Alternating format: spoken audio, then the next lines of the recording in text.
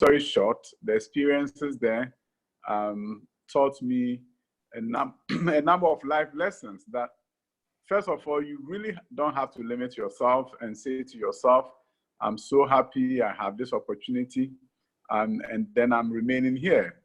As somebody who grew up very poor, as Ivan said, and grew up in an environment that nobody expected me to be in my current situation, or to be able to go to America and build schools for Americans, it was very easy to have been complacent when I was a teacher in Los Angeles. I could have said to myself, hey, look at me, I'm now a teacher, and when I go back to Ghana, I will be proud of myself, and people will be proud of me that I'm teaching in America.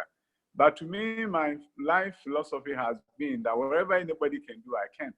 And therefore, I was not going to limit myself and tell myself I'm glad to be a teacher in America. I saw the white men and women and black men and women there as working as principals, which is headmasters.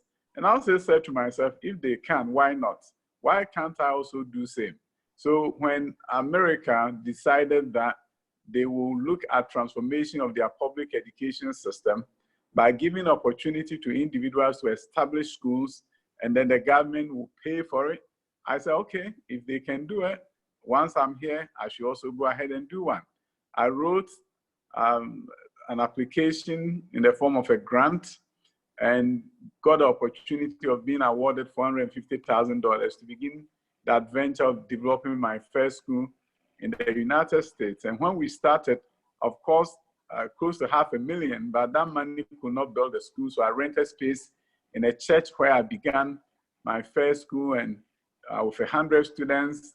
With time, parents were coming from different communities and they wanted to send their children to me in Los Angeles. And I remember they always told me that Africans are serious about education. So we want you guys also have a culture. So we want our children to be in your school. So the school was growing. And in the US, there's something called tax-exempt bonds. So I was able to get Standard & Poor's bond rating of BBB- for my school. And we sold $20 million worth of bonds on Wall Street within a period of 30 minutes because they loved the vision of the school. And with that, we built our first school close to downtown Los Angeles, which is like a central business district.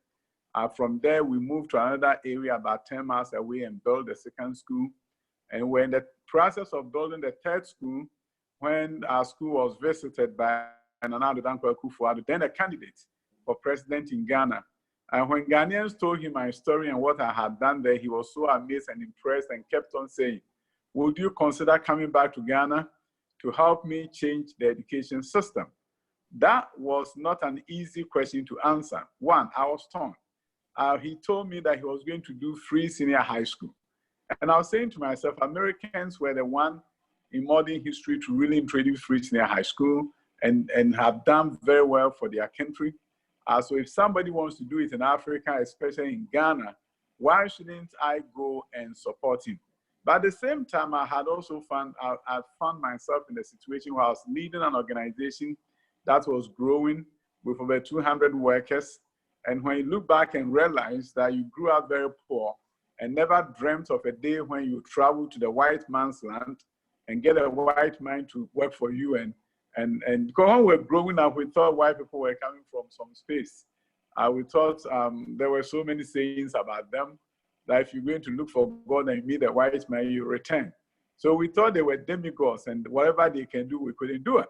So to find myself in their country, in America of all places, and I had hired a number of them to work for me. And I was saying to myself, this is like a dreamland. This is something, American dream as they call it. And I have attained it and I'm doing so well here. Why leave this to go back to Ghana? It was a question I first posed to myself. And when I posed that question to myself after Nana Addo Dankwa Akufo-Addo left, the answer I got was, why not? Why don't you go and help Nana Addo Dankwa Akufo-Addo bring about free education, free senior high school, and transform the fortunes of children who were just like you when you were growing up?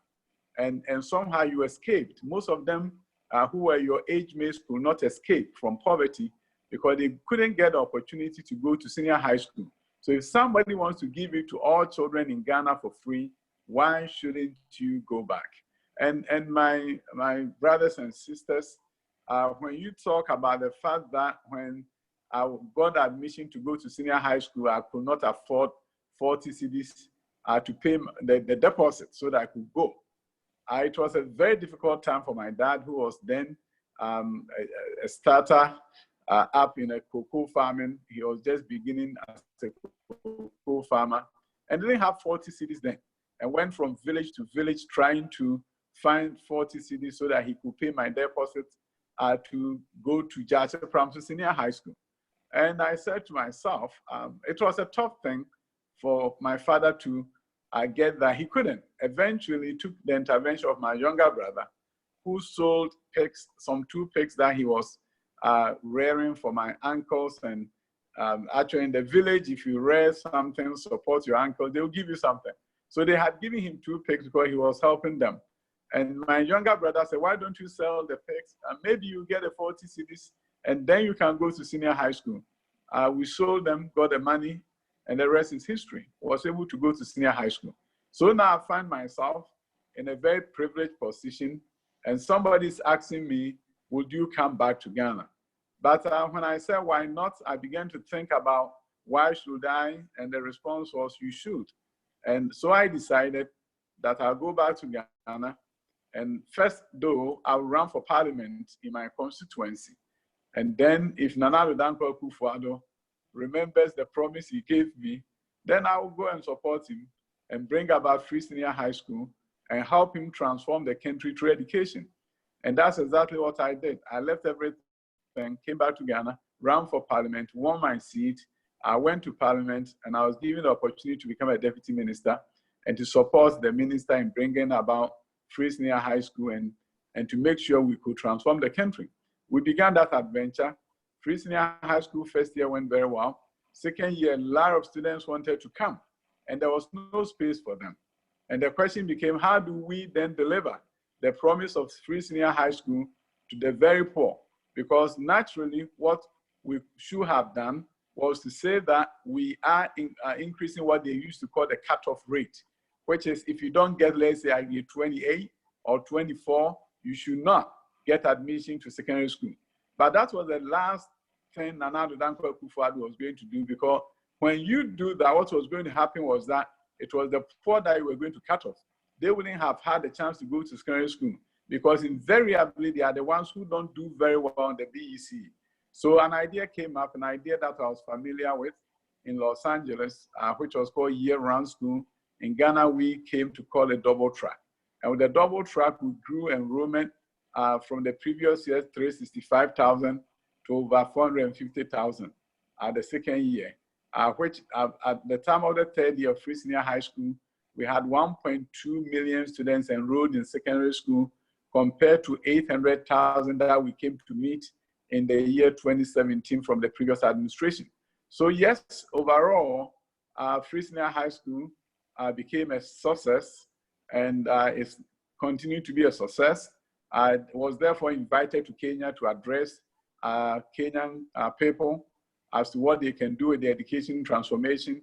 And then I'm sure most of you probably have seen my the Kenyan speech. And the bottom line for me is this: as I said in Kenya, I'll say it here, that the future of Africa is in our hands. We can transform the African continent, we can transform Ghana. But the transformation of Ghana and Africa, for that matter, is not going to come to pass until we are able to say to ourselves that the future of Ghana will be transformed not through the availability of money or loans, but through a bold vision. A vision that can scare us sometimes. A vision that will say that our fortunes are in our hands and we can transform our nation through ideas and not just the availability of some pot of money sitting there. If you look at what Nana Addo Dankwa Akufo-Addo has done through free senior high school, the fact that we have close to over 1,000 school facilities under construction, It wasn't because there was a pot of money sitting there. Nana Addo Dankwa Akufo-Addo had a bold vision and agenda to transform the country. And I always tell you this, if you have a bold agenda and vision, the money will follow, because you are going to sleep at night afraid of what you have embarked upon, and you are going to think about how do I get the resources to embark on this adventure, and your brain, with the help of God, will give you ideas that will lead to transformation. Let me give you an example of what I mean by great ideas helping transformation efforts of the president. When we started Free Senior High School and we brought about double track, the president also promised that double track will be eliminated within a period of 5 to 7 years at most. And therefore, we had to begin at the Ministry of Education to look for ways to bring about the facility, infrastructure development that the president wanted, envisaged when he announced to Ghanaians that he was going to eliminate double track 5 to 7 years. Now, if we were to depend on the same formula for school construction in Ghana, the 5 to 7 years wouldn't have been possible. So we had to think and come up with a new idea with the president leading, which enabled us to raise $1.5 billion to begin a major infrastructure development like we've never seen in Ghana before. And the formula was very simple. Over the years, we have built school facilities through the GET Fund. GET Fund will raise tax revenue, and then through Ghana Revenue Authority, and every year a certain amount of money will come to them based on the funding formula. And then when they get the money, they allocate a certain amount towards infrastructure development. So every year, a certain amount of money will come in. So I always say that we have built schools in Ghana using the same approach that my father used in building his first home. That is, every year when he gets some money from the sale of his cocoa, he will start, let's say, the foundation, he will build on it a few blocks, and then it takes about 20 years, and then the building is done. Not just in, many people are building in Ghana that way. Yes, you can build your private residence that way. But when it comes to education infrastructure development, you need to find a different formula of rapid development and transformation so that you don't do what I have done in Ghana for many years. If you go to every senior high school until recently, there will be an uncompleted building. And then it takes about 10 years to complete the building. During that 10 years, a number of students will not have the opportunity to go to senior high school because the buildings will not be there. So the new idea that was brought into focus by the president was, why don't you securitize the GET Fund revenue for the next 10 years and use part of that securitization to then build schools today? And then as the buildings are done for the schools to enable more students to access them, then every year use part of the revenue coming from the taxes that will automatically go to GET Fund, use that money, and then pay off the debt that you acquired, the debt that through the borrowing that you did, that enabled you to build schools for the students today. So that's what we embarked upon. The last 2 years, major infrastructure development is taking place in high schools, and basic school buildings are also coming up. And then we are paying the debt. And within the next 10 years, there will be huge infrastructure development.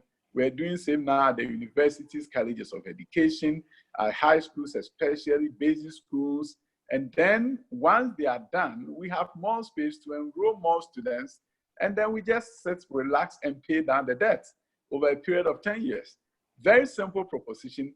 But you see, if there was no sense of urgency, it wouldn't have been an idea that we could have used in bridging the infrastructure gap that has bedeviled the nation for many, many, many years. So the thing is, once your vision is profound, once you have a sense of urgency declared, then your brain will basically work for you. And where you thought there was no money, money will come. I mean, there was no way we could have gotten $1.5 billion for infrastructure development in Ghana if there was no sense of urgency on the part of the president. If the president was not super committed and determined that he will transform education and therefore transform the fortunes of this country, the idea of GET Fund using its revenue as collateral to borrow to build so much infrastructure to the tune of 1.5 billion could not have been possible. So a number of times what I tell people is that it is the idea that matters. It's not the money that you have, because it's basically the idea that will bring about the innovation, to bring about the resources so that you can transform your country.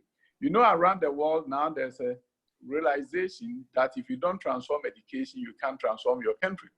About 6 months ago, South Koreans, through their Exim Bank, visited Ghana, and they were here to give us a loan to build the Eastern University.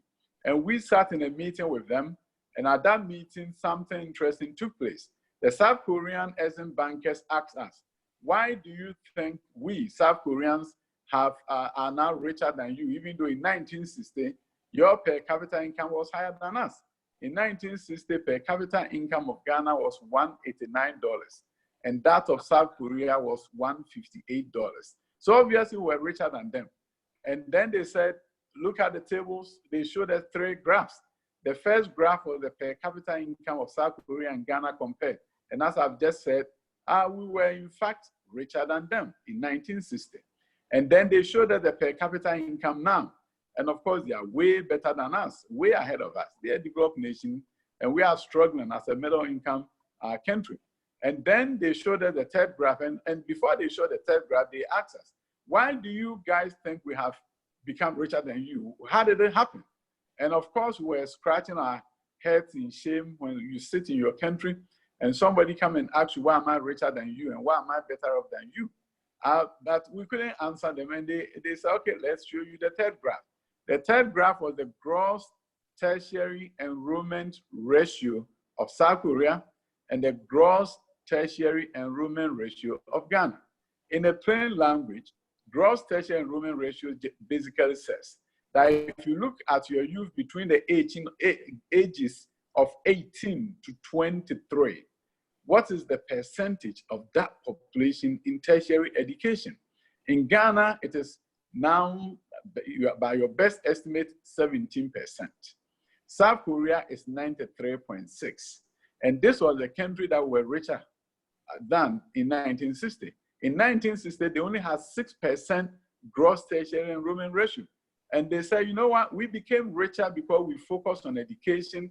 We opened the floodgates of education to all, both rich and poor. And through that, and we're able to also look at relevant education by ensuring the vast majority of our children are doing technical, vocational, engineering, education, and all those STEM-related courses, science, technology, engineering, and mathematics courses. And through that, we became better. We use education to transform our economy. And today, we are better off. And they said, by the way, that's why we are here to give you a loan so that you can improve your enrollment at the tertiary level. Because if you do not improve your gross tertiary enrollment ratio, your nation cannot develop. You see, when you improve your tertiary enrollment ratios, your health indicators improve. Mothers who have college education have a different way of taking care of their children. Mothers with secondary education have a different way of taking care of their children. Your health indicators improve when your education indicators improve. And therefore, it is no secret that countries that have had higher gross tertiary enrollment ratios have transformed themselves faster than those who do not.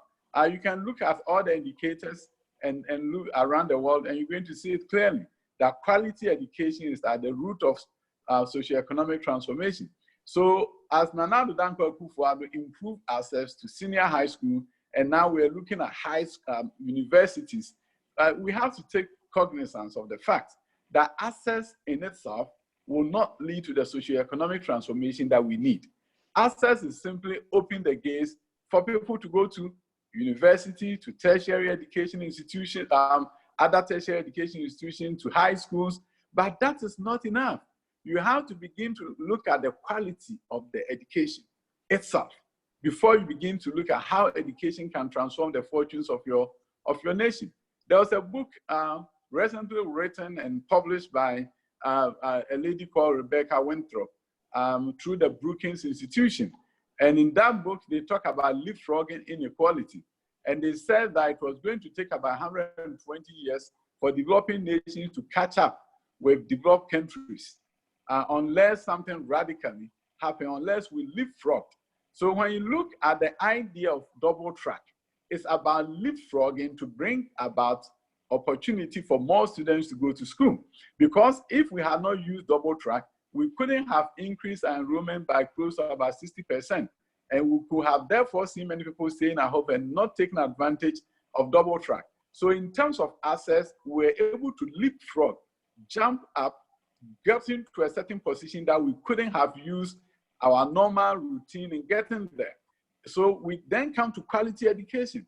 Somebody will say, how can you talk about science, technology, engineering, and mathematics education when we don't have the science laboratories? This is where you have to look at the opportunity to leapfrog in the same way that we did with double track. How do you leapfrog when you need more of your people to study science and you don't have science laboratories?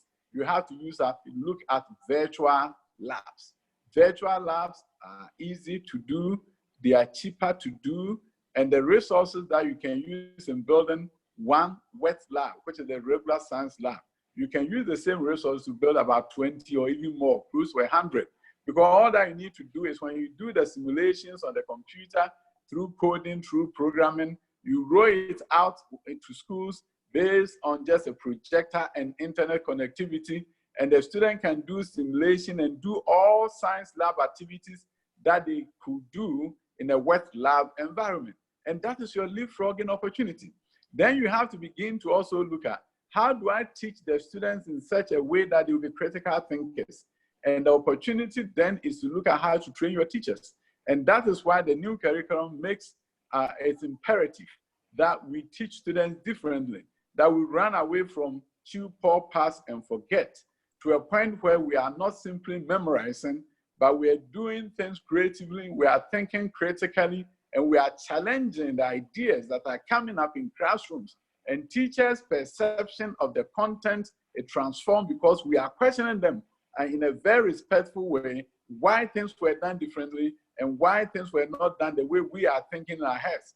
At this point, students are not asking questions. I've visited a number of senior high schools, and you'll be amazed that after I've told them even my life story like I'm doing with you, invariably they're excited, they're happy. At the end of my speech, when I ask them, do you have a question for me? Nobody will ask me a question, because the system have tamed them into submission in such a way that they are not supposed to question anything. They are just expected to write down whatever the teacher tells them to write down and give that content back to the teacher at the end of the semester or the term, and then they are called the best and brightest in the classroom. I'll tell you this, the most gifted and talented people, the most brightest people in this country or around the world are not the ones who can simply memorize. They are ones who can use their ideas and creativity to bring about things that we never expected them to do. So when you go to a number of senior high schools, I know that some of you will understand that normally they say that those who are doing visual arts are not the brightest. And I beg to differ. Anybody who can creatively draw you and design a car and design a robot is the most creative and brightest and talented. Maybe they could not memorize the fact the way some of us could, and therefore couldn't get the best test scores, but it doesn't mean that they are not the best and the brightest. They are the best and the brightest. They are the most creative, ingenious person that we can ever produce in our country. However, their ingenuity is not what we are celebrating. We are celebrating those who can memorize, those who can chew, and those who can pour. And as a result, we cannot leave them behind. So the transformation of education should begin with the way that we teach students, by not simply memorizing, but asking them to be creative. So you see, in education, you have to take care of your writing, your reading, your arithmetic, that they call the 3 R's. But don't forget your 4 C's: creativity, critical thinking, communication, collaboration. You need to get all these 4 incorporated into the curriculum. You may not teach collaboration as a topic, neither are you going to teach it as a subject. You are not going to teach critical thinking as a subject, neither may you teach creativity as a subject or communication as a subject, but it's incorporated into your curriculum in such a way that as you teach mathematics, you are teaching creativity, you are teaching communication. Yeah, you see, when you do all those things, then you have a situation where the students who are coming through your school system are the ones who are going to help in the socioeconomic transformation effort of your country. If you have more creative, critical thinking politicians, your political space will change. If you have more creative, critical thinking medical doctors, they are the ones who innovate and bring about new ideas for disease healing and all those transformation that we need. Now we are in the era of COVID-19. We cannot afford to have our health workers as the ones who will simply take instruction from their bosses. We need people who begin to look at how do we eliminate disease, poverty, and squalor through creativity and through new ideas. So in every sphere of influence in our country, we need people who think creatively, we need critical thinkers, we need collaborative workers, we need people who are effective communicators, and use that as a way to really transform our system. So education holds the key. So not only should we look at access and quality of the education system, we also have to begin to look at what is called relevance of the education system. Your education system, if it's not relevant to the needs of your country, you are just wasting your time. So we have to begin to look at how many scientists do we need, how many engineers do we need, how many social scientists do we need, produce them in such a manner that they all can come online and transform our country. I always tell people that your best computer programmers are probably not those who did computer science. They may be people who did sociology as a first degree and want to then become computer scientists. They are people who understand society and they are able to contribute better to computer programming than probably people who did computer science at the undergraduate level. You know, when you go to the United States of America, you see something very unique. You have people who did sociology at the undergraduate level, but go on to become medical doctors from that point forward, because they believe that those who did the sociology understand human beings better than those who have just focused on all the medical science core courses at the graduate level, and they are moving on to become medical doctors. All that I'm saying is that it really doesn't matter the kind of undergraduate degrees we may churn out, as we say. If they are critical thinkers, they can move on to become great innovators and they can transform our country.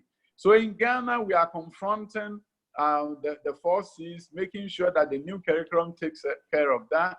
And we're also looking at how do we bring about access, how do we bring about quality, and then how do we bring about the relevance of our education system so that we can leapfrog inequality and not wait 120 years. Because you wait 120 years to catch up with the West, to catch up with those countries, they are not waiting for you. So in a sense, we'll never be able to catch up with them.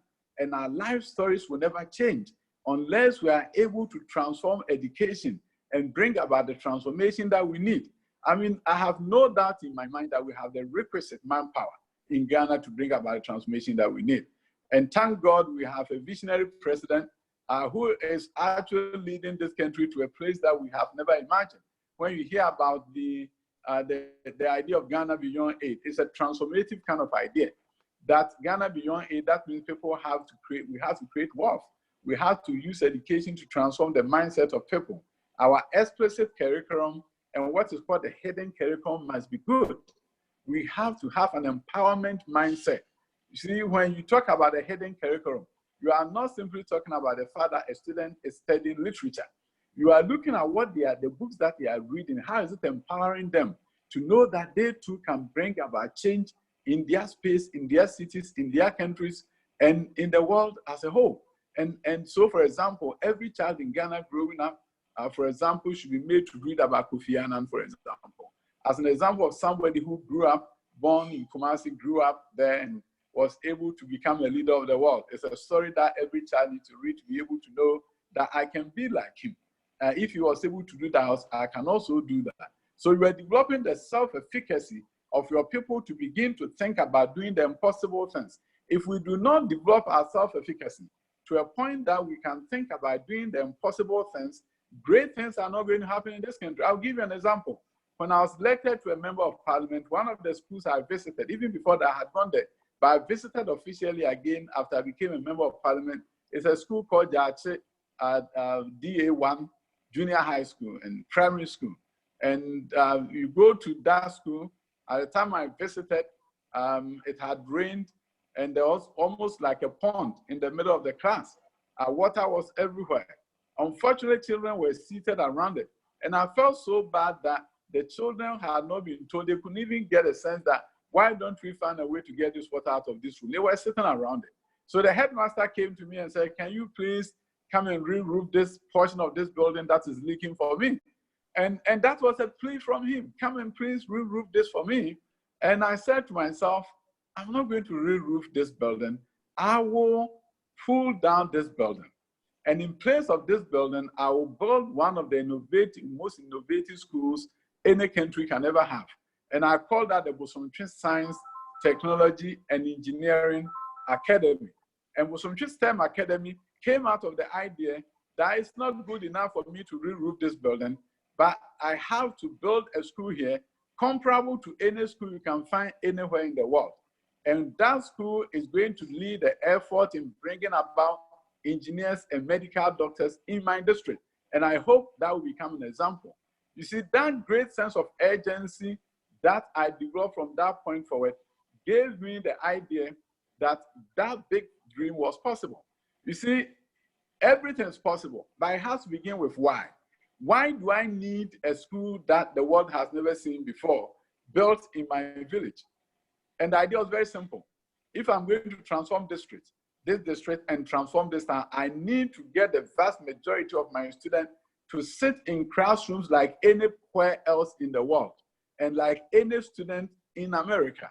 And if I get them to sit in those comfortable places and use part of my common fund and government sources of funding to help develop this school and get these children to sit in places that they never imagined they could sit, then I will change their mindset. And if I tell them that they could be medical doctors, they could be engineers, they could be scientists, they could be social scientists, they will believe me.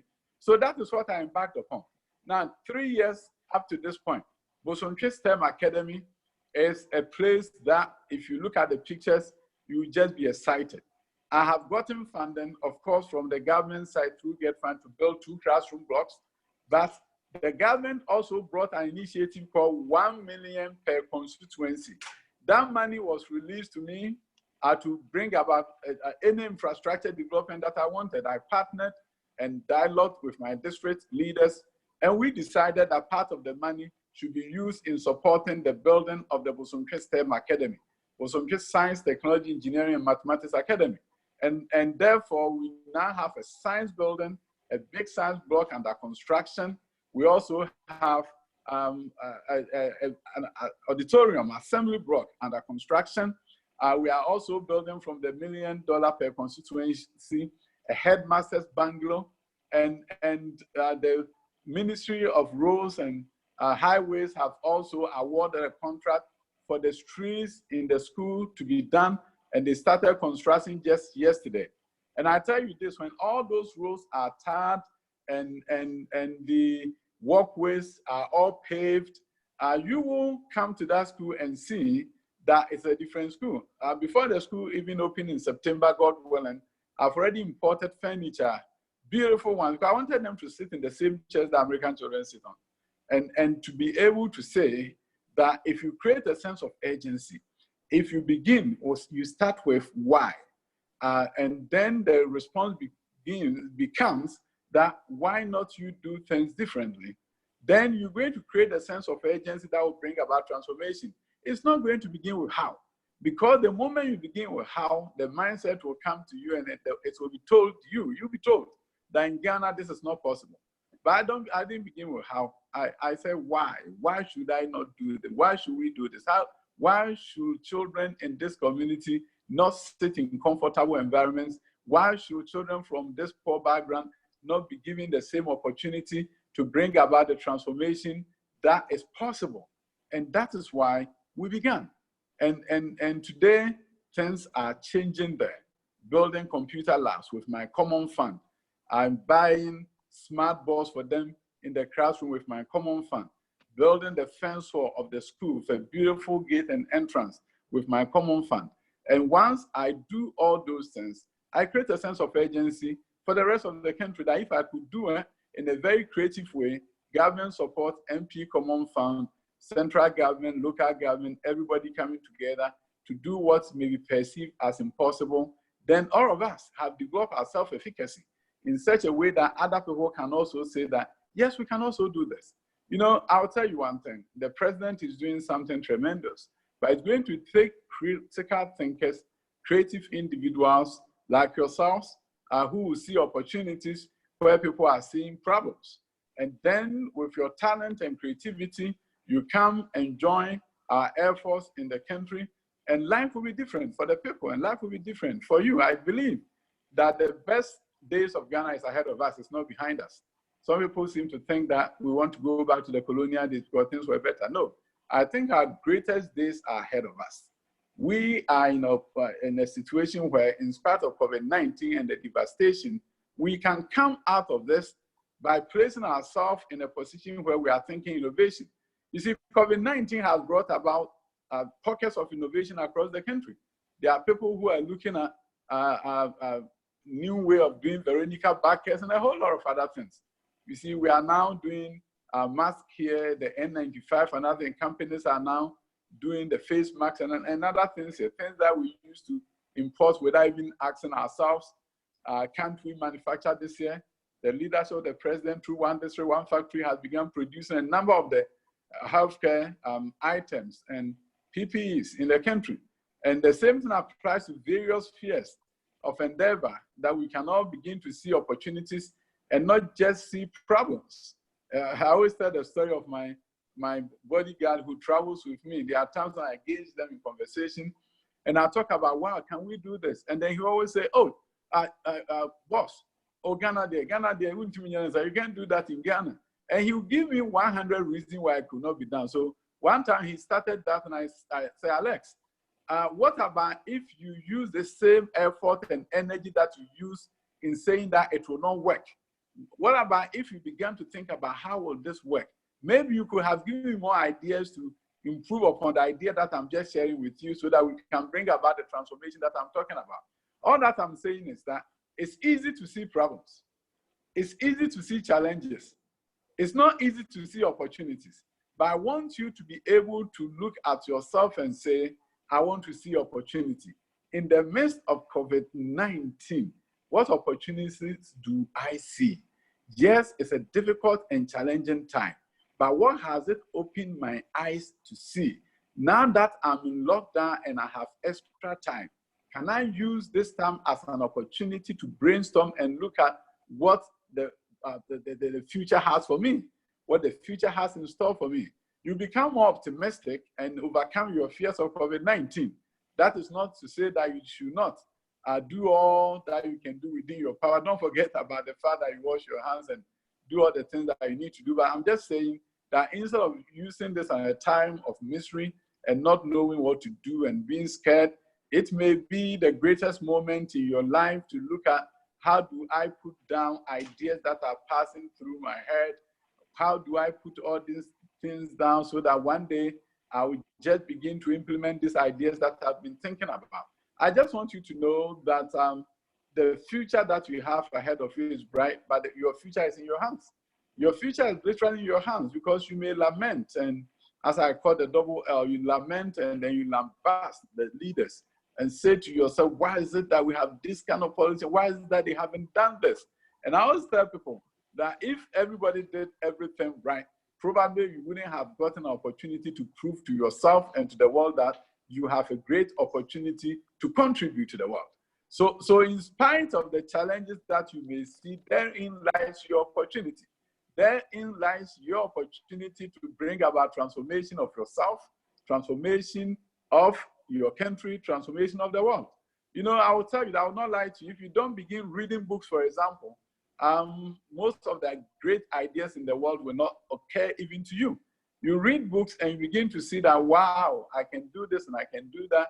It will really help you to begin to even put your ideas together. Books like Tipping Point by Malcolm Gladwell. It starts with Why by Seneca.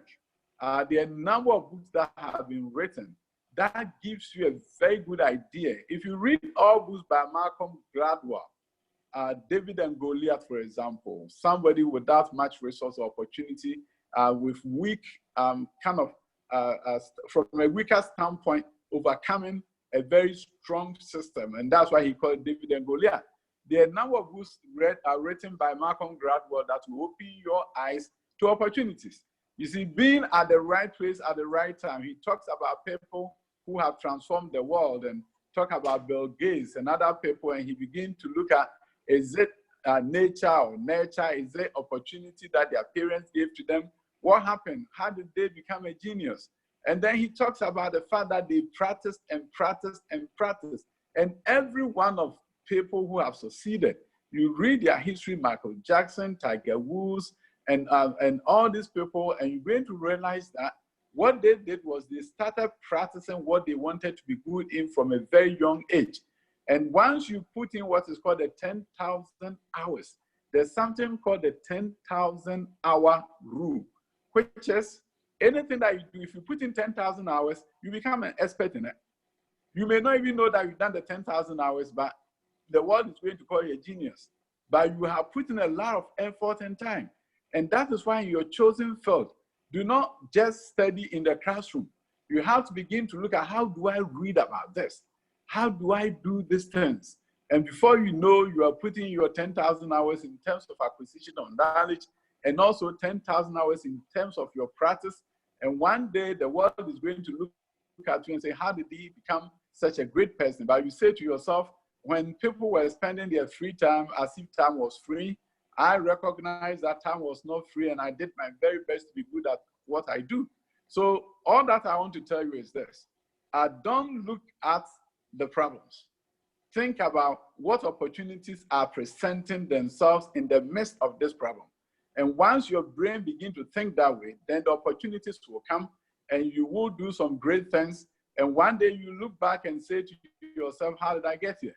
I remember in Los Angeles, there were many times I would ask myself, how did I become this person that my workers are so appreciative of, and they are hailing me for being a smart guy? How did I get here?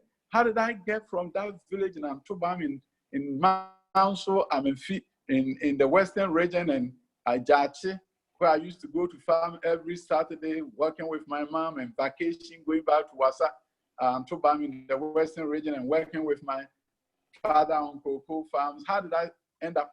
Sometimes I sit in my office in America, and how did I end up in this office?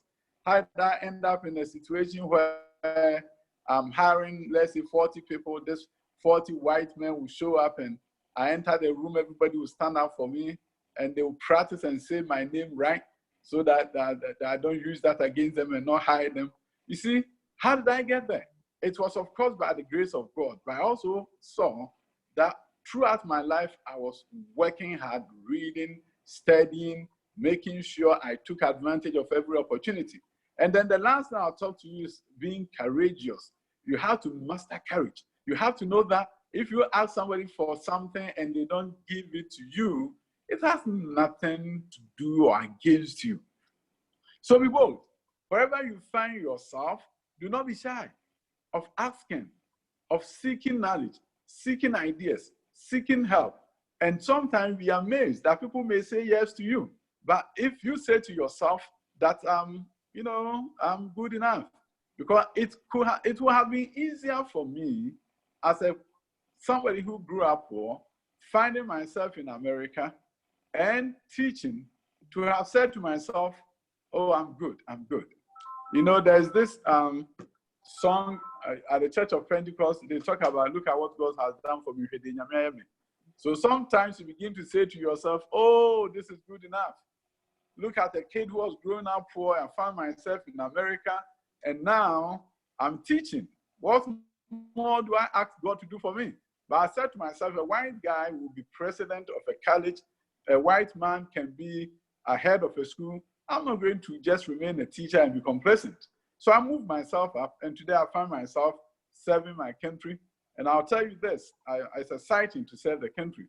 I don't see the position as the most important thing, because if I live in America and I have 200 workers who work for me, I've seen it all.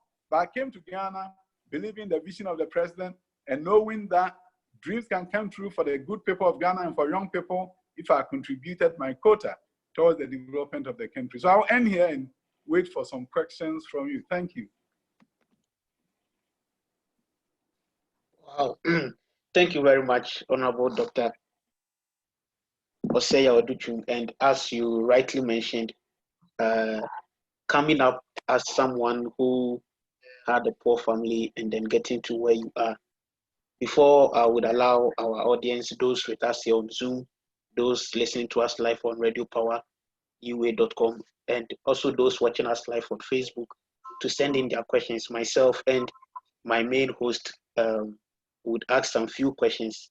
And for those of us here on Zoom, please, when it's time to ask questions, as you can see on your screen, you press on the raise hand button. I would mention your name and then you'll be unmuted to ask your question. If you are listening to us live on Radio Power UA as well, you can send your question or comments on the website. And then if you are listening to us on Facebook as well, leave your question on the comment section and then I'll read the question to the Honorable Minister. Thank you. Honorable Minister, please, we would want to know, growing up as a kid in Jache, having poor parents, and then living there to get to America, did you envisage yourself to become the person you are now? And what was your ambition growing up in Jache? And are you at the place you thought you would be? Okay, to answer your question, I never thought I would find myself in this space, because in that kind of setting at the time, there were not that many role models. There was no famous person as such. Very few people were going to the university at the time. Maybe at that time, maybe about 4 people. And then we're all thinking about maybe we can also go to the university. But to be very frank with you, all that I had was this sense that I could succeed. And I got that sense from my dad, who was your consummate cheerleader, so to speak. He's the type who will let you know that you be the best in everything that you do, so far as you apply yourself and respect your teachers and respect adults, you will be. And he will literally say that all my children are going to be successful. And he even said, you all travel abroad. And at that time, I was always saying to myself, Dad, you don't have a penny. How do we travel abroad? But somehow he was like a prophet unto us. And the things that he wanted to see in our lives came to pass. And that's why I'm very happy. And sometimes I'm saddened by the fact that he's still not alive. But I'm happy that he was the type who became like my role model, so to speak, a cheerleader in chief, who got me to really understand that I could succeed. And I remember the last course that I did in my PhD program. When I finished the class and I walked out of the lecture hall, I cried. And I cried because I remember my dad telling me when I was in primary 2 that your teachers say you are very smart and you are intelligent and you'll be able to go to the last school, which was the university. He couldn't pronounce it, so they described it to him and he called it the last school. So when I finished my PhD, I said, wow, this day the professor of my dad has come to pass. I have finished the last school. Basically, I had a sense that I was going somewhere, but I didn't know where I was going. And Providence, I knew where I was going to go, and he led the way. And by the grace of God, I got to where I am now. And my whole thing is, it's not about the position, it's about what impact you can make in the life of others who are less fortunate. All right, thank you very much. Please, we would want to know, as you rightly mentioned, you almost did not go to senior high school, as we refer to it in our days. How did it all happen that you finally got the opportunity to go to high school? And after high school, you probably went to the university, as I rightly read in your profile. How was it all when you finished high school? How you got into high school, got into university, life in university as well for you as someone who came from your background briefly, and the high schools you attended as well? Okay, I think the critical thing is that I was determined to study hard. So after getting into high school, I was able to, within about a year, secure a COCO board scholarship. So it helped me continue my education. Those days we have the ordinary level and advanced level.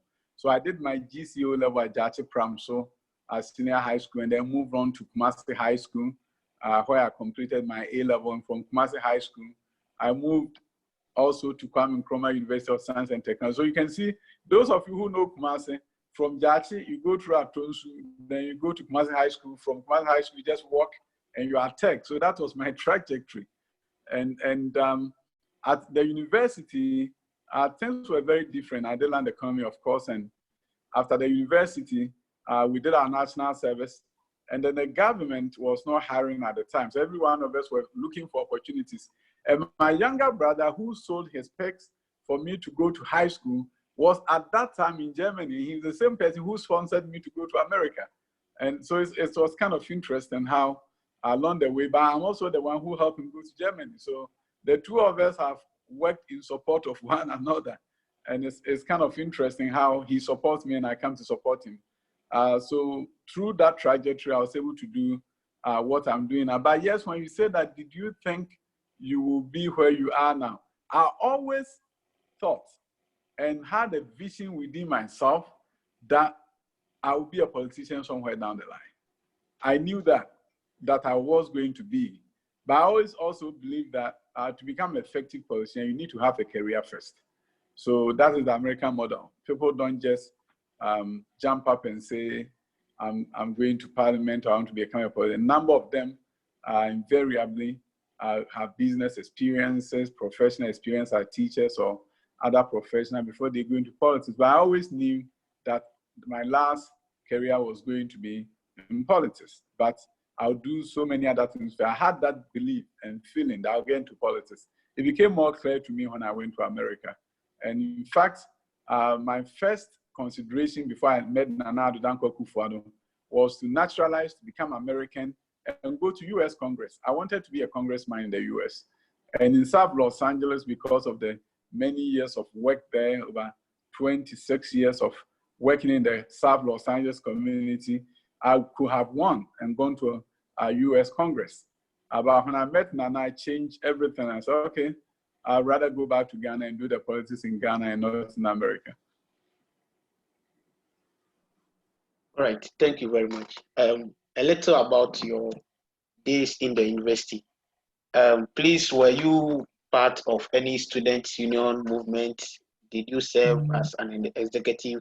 And if yes, how did you combine that with studies as a student leader? Very interesting question, especially coming from you guys who are student leaders. Those were the days of Rollins. There were major upheavals on campus. Before we went, and the university was even shut down for over a year. And when we went back, the university was also, when we were there, it was shut down a few times. So it was a very difficult time. I found myself Assistant Secretary of Student Representative Council, and I also served in NUGS, because those days they used to rotate the NUGS leadership from campus to campus. So at the time when Tech was hosting NUGS, I also participated in a number of NUGS congresses. I remember the one in Tamale that I attended, and a few other ones where I represented the SRC president. So yes, I was part of student leadership, and many times during vacation, we have so many things doing with the university administration. So those of us who were leaders did not go home. We stayed on campus. So I was very much involved, and I learned a lot of things from being a student leader. Yes, you have to be very careful that the student leadership do not take away all your time. But I'll tell you this, if you're able to juggle it well, and you're able to do both two very well, it's going to serve you well in your life after. I'll tell you, most of my leadership skills came from my the opportunity I got at a school prefect at Jache Pramso. And then when I go to the university, SRC activities that I did, I combined those two very well, and it's really transformed my life in terms of being a leader. And I look back with fond memories of decisions that we took, and sometimes the work was difficult, long day meetings with the vice chancellor and other things, academic board, and yet, and now I look back and it was rewarding. But at the same time, it has to be a balancing act. You have to really have good time management skills. Time management is key. You need to have your to-do list. And sometimes I have something that I call must-do list, that when I put it down, it must happen. And as I finish one thing, I scratch it off and go to another thing And if I had to do this for the week, I'll make sure I don't forget anything and do it very well, because that is key to success in life. If you practice it very well when you're a student leader, you are going to do well in life after student leadership. All right. Thank you very much. My last question, and then those of us here on Zoom, we can begin to raise our hands. Those listening live on Radio Power as well can send in their questions, and those watching us live on Facebook can do same as well. Please, we would want to know, leaving Ghana to America during those days as a Black person, how was life at the beginning, and how did you get into the system as a Black guy, become who you are now in America? And back in Ghana, I think that the thing is this. I became so much self-aware when I went to America. In Ghana, I was a Ghanaian, plain and simple. And I didn't know how it felt like to be a minority. So I began to develop a sense of empathy and respect for minorities in Ghana, for that matter. Because here I was not a minority. I went to America, and not only was I a minority, I was Black. And at that time, this was before Obama. At that time, racism, and even now, it hasn't abated, but it's better. Because for the first time, a Black person has been able to become president of the United States of America. When I was there, when I went there in 1992, I never thought that would be possible. And I became so much self-aware, because you are walking around there, walking to a store, and everybody will be looking at you. And sometimes they will come to you and ask you, what are you looking for? Because invariably they think you are coming to steal something. So sometimes your assumptions is not even what the white guy is assuming. It's not what they are thinking about. I remember I used to go and teach a Ghanaian student. I used to tutor her. And I always pass in front of a house. And whenever I got to the front of the house, the lights would go on. I didn't know there was something called sensor light, that the sensors would trigger the lights. When I was going there, I had never seen anything like that.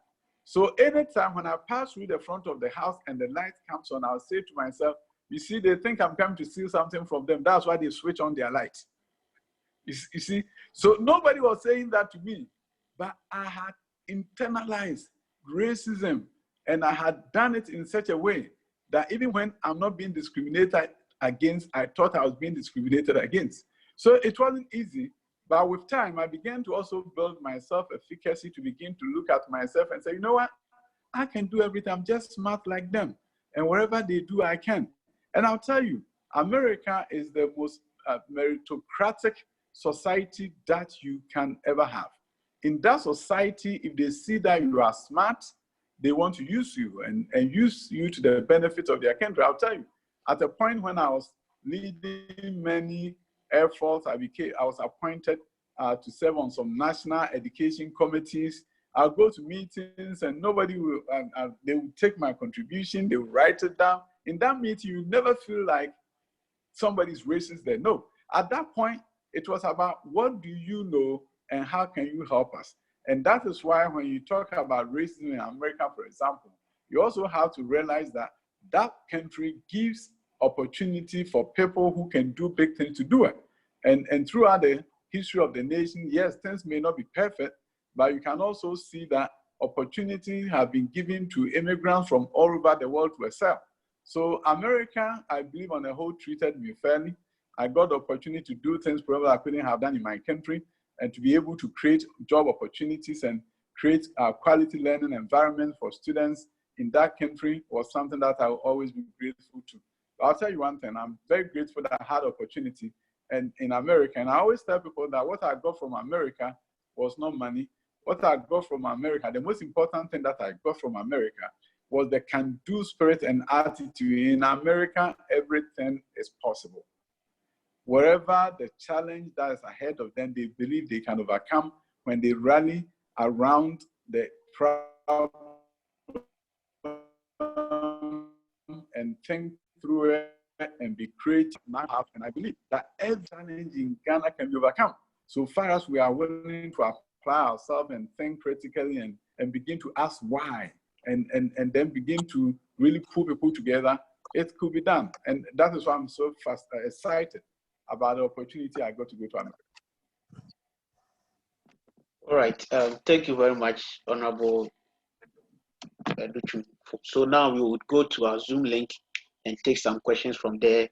Then we'll now go to those listening live on Radio Power U and take their questions as well. So please, as I mentioned earlier on, if you have any questions for the Honorable Minister, you can raise your hand. Myself or my host, the main host will mention your name and you'll be unmuted to ask your questions. So I can see Honorable Collins. Mr. Isi, please. All right. Thank you so much for the opportunity. Thank you so much, Honorable Minister. You've practically explained a perfect educational system that is currently going on in Ghana. And then I've realized the great part the internet and technology play in our education. So I want to know, I have three simple questions. How is the integration and inculcation of internet and technology in our education system in Ghana? How is it going? That is the first one. And the second one, how are the service providers helping out since the cost of the internet is very, very high? I realized that when I came back to Ghana some time ago. And then the third one is there any way to reduce this internet cost to aid efficient learning and research? Because I believe that if we have good source of internet, we can do a lot of research, which will also improve our education system and ourselves as well. So is there a way that you are communicating with the service providers to reduce the cost? Thank you so much. Thank you. Let me take your last question first. You talk about internet cost. The Minister for Education, Dr. Matthew Poku Prempeh, has begun an initiative that within probably 2 months or so, there will be free Wi-Fi in all high schools. And then we're working our way back from there to junior high schools. So all high schools are going to get free Wi-Fi. And the Ghana Education Services now are reviewing its policy on use of technology in the schools. You know, up to this time, you can't take a laptop, you can't take a smartphone, and now school is on smartphone. I saw a video of a student, I think a picture of a student who was saying that they wouldn't allow me to take this phone to school, and now the school is on the phone. So things have changed, and Ghana Education Service is responding. So they are going to have a policy that is called the BYOD, bring your own device. So if parents who can afford can buy laptop and Chromebooks at minimum for their children, then you go and then they just install the software on it, and then make sure that you have filtering software so that you can go to certain website. If it's a smartphone, SIM may be changed in such a way that you cannot get into certain places. So there's a way to really ensure that we can do well. So the cost as well as access is something that we are working on. Now you talk about ICT in education generally. As I speak with you, 3 things are happening. Private schools that serve the rich in society like ICS and GIS, IC International Community School, and then GIS, and a number of them, they are continuing their third term online. Which means that they have fully transformed their education from sitting in the classrooms to going on to Google. For example, ICS is using the Google Classroom, Google Meet, Google Hangouts, and all those beautiful Google ecosystem in creating a library classroom environment. They in fact do assemblies so that the students attend assemblies, and they are all over the country, and they are online, they are learning. So in their case, you have 100% online learning situation. Same thing as what is happening at the universities. Either you are using synchronous, that is you see the teacher live, or asynchronous where they videotape the courses and leave it online with activities. Whichever way, the tertiary education institutions are fully online. And then at the high school and junior high school level, they have the iCampus for high school, where you can also get activities to do. And then they have lessons on TV. The Ghana Learning TV is now online, and then they're also teaching. In addition to that, a number of private companies like City TV has an online TV program called the Class Act. I think other media, Joy Learning, for example, is also on. I hear there are other TV stations that are providing TV learning opportunities.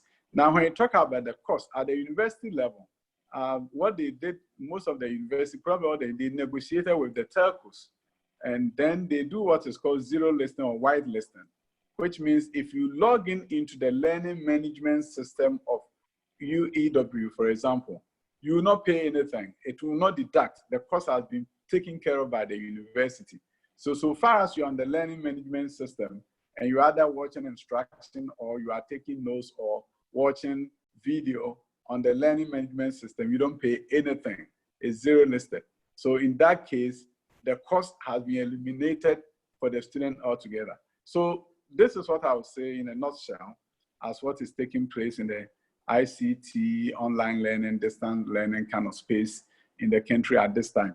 But you should know that the TV learning by the Ghana Education Service is generally to prevent learning loss and not necessarily something that you are going to assess the student on after they do the TV learning activities.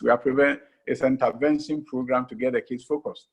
Very different from that of the university. So I always tell people in plain language, if your child is learning about photosynthesis on TV, when schools open and photosynthesis have not been already treated in the syllabus, they are going to continue. So you don't have to worry. Yes, you should worry that your child are not getting the same thing. But if there's no TV, pick up the books and read. Because when you go back, we're going to repeat literally the same thing.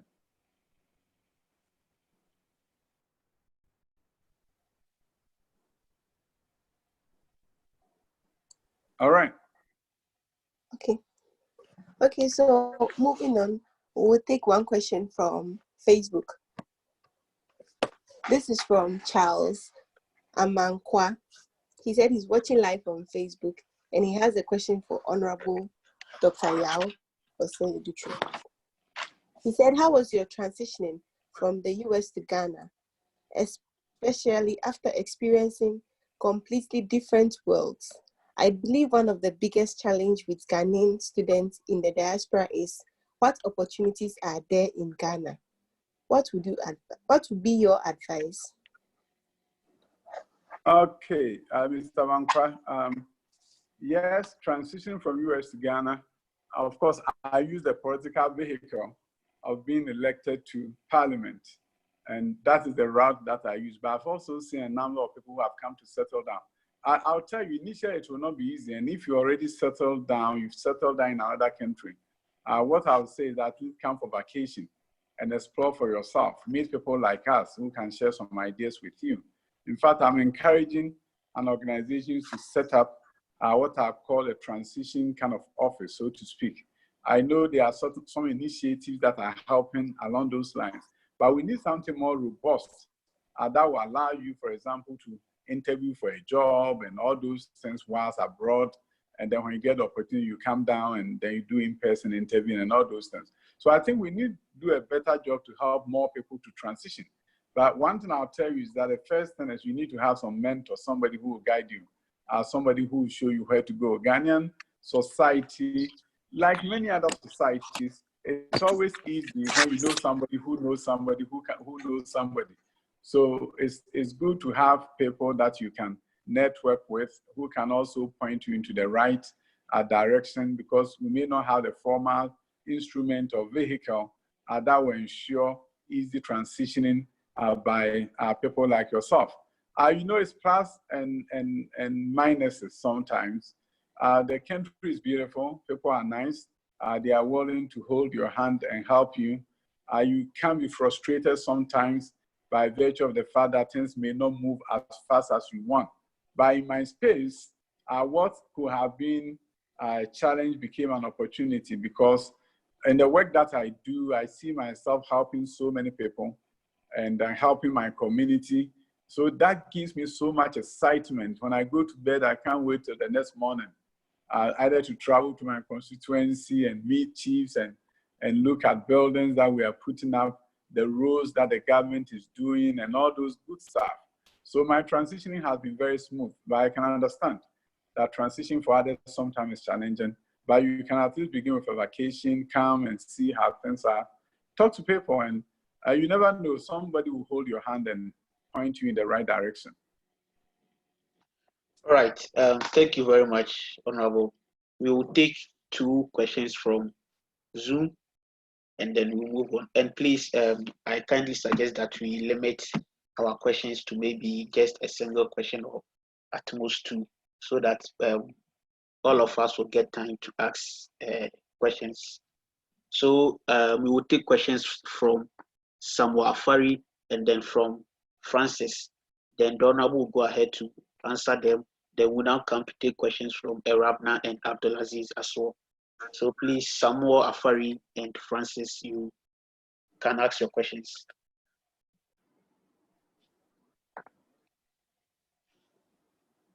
Honorable Samuel Afari.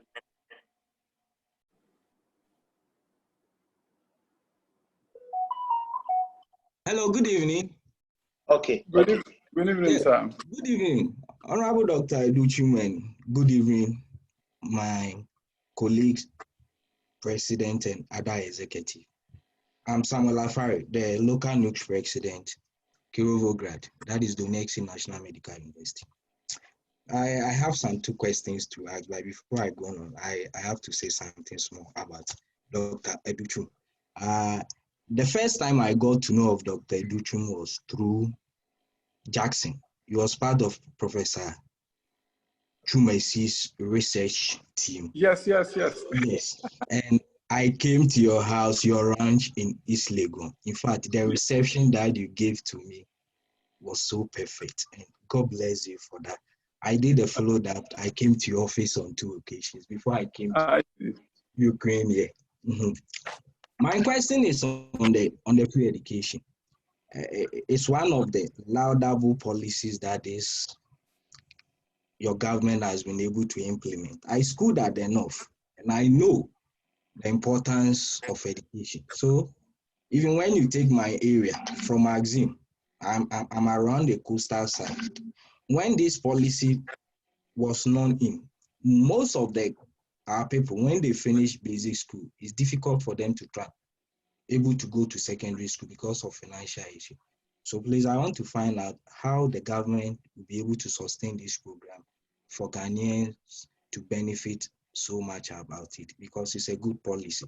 The other issue is we have students here who are doing medicine almost in final year, but initially at the secondary school level or maybe during their first degree level, they didn't do science.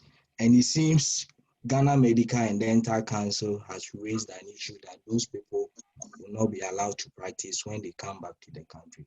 What is the ministry going to do to help those people? Because we know in our country, we need a lot of doctors, we need a lot of health staff to come and work for the country to move on. So these are my questions that I have. And when I come to Ghana during summer vacation, I'll pass by. Thank you. Thank you so much. Thank you. So, Doc, please, before you answer, we will take Francis' question. Please, Francis, do want to limit your question to just a single one, please. All right. Thank you very much, Honorable Vice President. Please speak audibly. We can hardly hear you.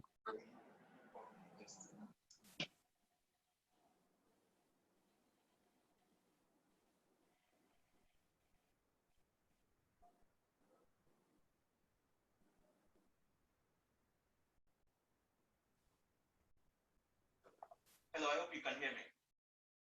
Now we can. All right. Very good evening to you, sir, and a very good evening to all my colleagues. I'm Safo Edu Francis from Dnipro. I've been listening to you a couple of times, and one of your quotes that I really enjoy goes like this: in a knowledge economy, education is not a piece of the puzzle, it is the whole puzzle itself. Having this in mind, you realize that over the years, governments and administrations have always been interested in the economy. Every time the concentration is on the economy. And with this pandemic, I believe our health system has been exposed, and the government's attention is going to be split between reviving the economy and also making some repairs in our health system. But then we realize that economy is the most important thing. Education is the most important thing in a knowledge economy. What are some of the things that you are doing as a Minister of Education, since this is your sector, to make sure that the attention is brought to attention? Because you said today in your presentation that the smartest people we have are not those who can memorize and fall, but those who are able to use their imaginations and ideas to bring out innovative solutions. When you look at our universities, our senior high schools, you realize that Ghana is not short of any innovative ideas. People have really, really innovative solutions that can really help. I had the opportunity of going to KN University one time. I went to Crepe College, by the way, and one time we had a science fest. We needed a panoply of exhibitions. We went to KN University to get some resources in order to make this happen. And I realized that there were several innovative stuff that people had done, but then they were all stuck there. And I spoke to the head of the innovative corner of KN University, and he said that, people have very innovative ideas, but then the problem we have is sponsorship. So I would like to ask you, say, as the Deputy Minister of Education, what are some of the things that you have in mind to keep the education system on top, and also some of the things that you are doing to make sure that some of these innovative solutions see the light of day? Thank you very much. Thank you so much. Okay, I'll begin with the last one, as I always do. I talk about, I didn't know you have memorized my quotes. You've quoted me. Okay, now I'm going to make sure it's patented as a famous quote from Dr. Duchu. But on a serious note, I just want to say that, yes, you're always going to have a system, a situation where there are conflicts between your expenditure in education and health, especially with COVID-19. But I'll tell you one thing, this Minister for Finance has done a fantastic job in terms of education financing. Even under COVID-19, through the World Bank, we are getting more funding and not less for education. Health is also getting additional funding. So the minister have done something that is very unique by making sure that there is extra funding coming into the system to take care of the healthcare issues. That way, you don't divert education funding to health because you are short on funds to deal with COVID-19. To the extent that Minister for Finance, Kenneth Oferiatta, goes on to do this innovation, I don't think education is going to be shortchanged. Education is rather getting more support. In fact, there's a digital literacy program that is being championed by the Ministry of Finance to support education, which is going to put tablets in the hands of students. And in fact, they are going to build a factory in Ghana to manufacture the tablets. And this is coming from the Ministry of Finance. So this Ministry of Finance has also realized the importance of making education the center front of your development agenda. And therefore, they are not shortchanging education. It ties in with sustainability of free senior high school. We've done it for 3 years. Operations for free senior high school, we haven't gone anywhere to borrow money to do. The president made it clear that if he had to take money from the oil resources, he would do so, because he always jokingly say, I wouldn't leave the money there for somebody to go and use it. I'd rather use it on all the children of Ghana so that if I'm able to improve their innovation, they will also come and develop the country. The president is always says something to the effect that he doesn't know which part of Ghana, in some hidden village, a child who God has gifted with a great talent will come from, and that he's not going to do anything to impede the progress of that child. He would rather open the floodgates of education to that child. And that is why, if you look at basic education, we recently secured over 160 million of money from the World Bank, with a component of 25 million grants. That is going to be used in improving basic education, school inspections. Recently, you probably heard through GET Fund and the securitization the government did, we're able to give a pickup to every education office across the country. Every circle supervisor has either received a motorbike or is going to get a motorbike so that they can inspect schools. So everything that needs to be done in the area of education, headed by Dr. Matthew Poku Prempe, is being done in a way that people never thought would happen in this country. That we can pour so much resource into education and still pour resource into health and other sectors of the economy without shortchanging any other sector. And if you look at the 1 million per constituency funding that the government has done, if you come to Bosomtwe constituency, where I'm the member of parliament, we are using about 90% of the money on education. We are building school blocks, we are building kindergarten blocks. The Middle Belt Authority is supporting us. If you come to Bosomtwe, we have about 5 kgs coming out, about 7 of them.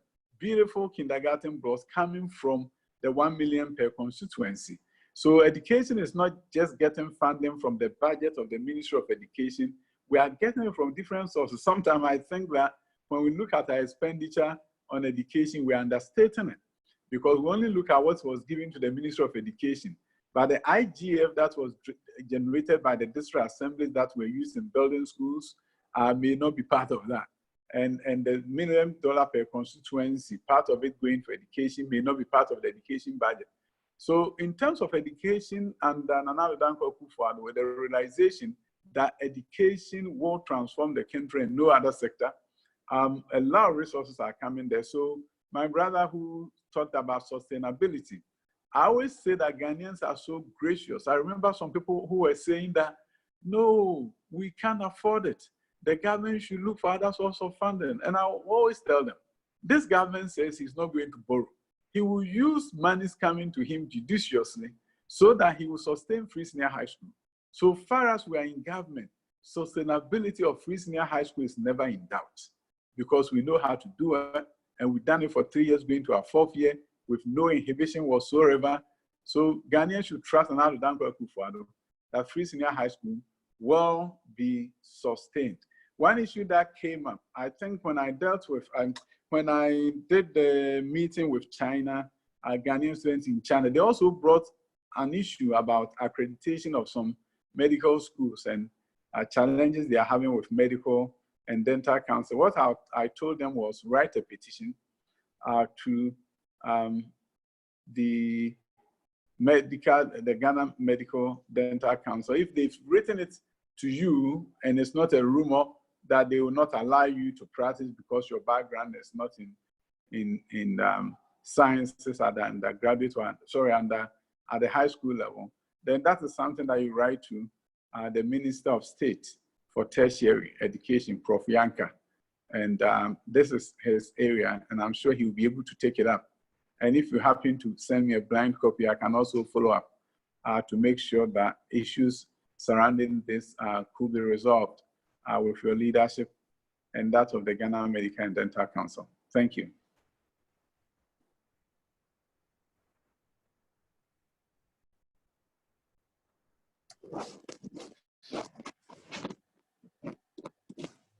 Thank you very much, Honorable Dr. Yawase Edichum.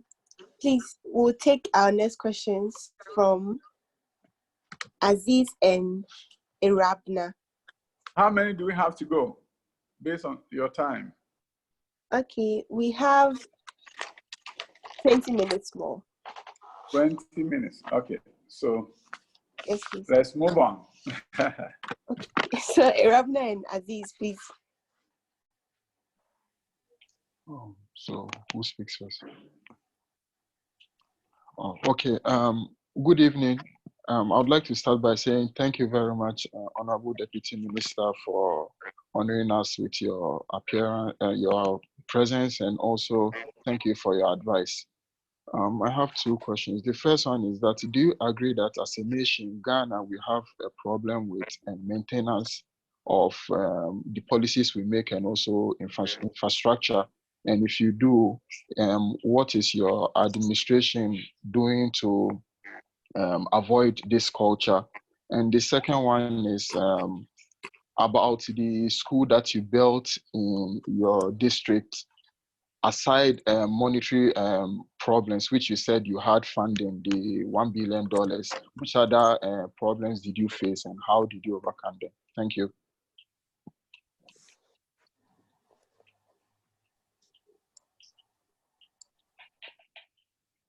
Should I answer another set of questions I can? No, I have just two. Okay. Okay, if you want me to do this, yes, infrastructure with all the deferred maintenance issues, it's a challenge, but things are changing. If you come to the ministry's area, I was driving through and I was amazed as to buildings that have not seen maintenance for years now being maintained. So if you come to Ministry of Education, Ghana Education Service, you see properties that have been maintained, Ministry of Health, buildings, a number of areas if you drive through the ministry. So the government is doing something good in terms of maintenance. But I think developing the maintenance culture is something that we need to work on to make sure that we don't spend government's money in putting a facility, then it goes into disrepair for so many years. And if you are not careful, you may have to pull down the building and then maintain. The thing is this, though, that you are going to have a regime or a system that really forces people to do what they would otherwise not do. Because if you talk about maintenance, first of all, our ministry budgeting for maintenance of various sectors, are they budgeting for maintenance? Invariably, they may not be budgets for maintenance. That is a culture that needs to change. And I see it changing when I drive through the ministry's area. When you see all the maintenance that is going up now in the buildings that new things that have been done, I think the culture is coming, but we need to do more. For example, if you do land economy, there's an aspect of property management in there. Those professionals should be working in companies where it's called estate management. When you have estate management and you do budgeting, they'll be able to really maintain facilities for all of us. So I think it's something that we need to take seriously from government and then to private sector, and then begin to see that maintaining facility is good for you as the owner because you're expanding the life span. You see, you are really making sure that that building can be there for 100 years instead of maybe 50 years, and then you are in trouble because everything is falling apart and you have to pull it down. So yes, I think it's something that we need to be looking at. But you really were also talking about how do you make sure you maintain certain policies. Maintaining policies, I've had people ask me about Free Senior High School, for example. I visited school, talked to students, and one of them, I remember Tepa Senior High School was the first place a student asked me that when you are no longer here, you said, a kid, he said, you described this so beautifully. There's Free Senior High School and we like it. But when you guys are no longer here, what will happen? And I jokingly said, you know, one thing I'll tell you, young woman, is that you're going to be voting in 2020. Don't change us. If you change us, you'll be in trouble because whoever will take over may not maintain Free Senior High School. But on a serious note, all that we need to know is that certain policies are not maintained by government because the citizens allow them to get away with it. Citizens allow government to get away with what they shouldn't be getting away with. If you look at Free Senior High School, 20 years from now, if another government comes and say, I don't like it, the culture from Free Senior High School is cemented among the people. And do you think Ghanaians are going to sit down for any government to come and get away with the idea that I'm canceling Free Senior High School? It's going to be war. The poor is going to rise up. So all that I'm saying is that the power to maintain certain policies is through the ballot box. And so far as you see that the government is doing something fantastic, it's not about you being there for 2 terms. It's about, can you continue to do some good things for me? And that's what I'll say about my government. That if you look at what Nana has done, making the impossible possible, million per constituency, whoever thought that would happen. And now we have it and we are working with it. If you look at all those things, you want to say to yourself, that government deserves to be in power for a long time to come and maintain these good policies. That's what I would say. All right. Thank you very much, Honorable. We will take a question from the Zoom link here. Then I'll read some questions from our listeners on Radio Power U as well. Then we'll now come back to Zoom where we'll have Philip, Carl, Seth ask their questions. And then as you asked earlier on, I believe our time is almost up, but if the Honorable Minister will be okay with that, he can spare us some few minutes to ask more questions because there are a lot of questions coming in. I'll pick out some water to drink, and so give me 1 minute to bring water and then we'll continue. It's good to work from home. So please, when the Honorable Minister comes back, Arabna, you ask your question, then Philip will ask, we will take the question from Seth and then from Carls in that order.